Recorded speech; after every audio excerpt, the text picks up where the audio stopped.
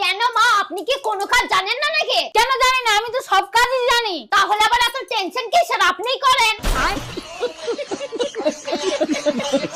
যত সব। শোনো বৌমা, এটা তোমার মায়ের বাড়ি না, এখানে তোমাকে কাজ করতেই হবে। আরে মা, এটা তো আপনারও মায়ের বাড়ি নয়, তাহলে কাজ এখানে আপনাকেও করতে হবে। কি আমি করব? হ্যাঁ, আপনিই তো করবেন, তাছাড়া আবার কে করবেন? নাকি ঘোড়া দেখে খুড়া হয়ে গেলেন? কিন্তু বৌমা, আমি তো 30-40 বছর ধরে এই বাড়িতে কাজকর্ম করছি। আরে হ্যাঁ, আরো 30-40 বছর কাজ করুন, যত বেশি বেশি কাজ করবেন তত হাতের কাজ ভালো হবে।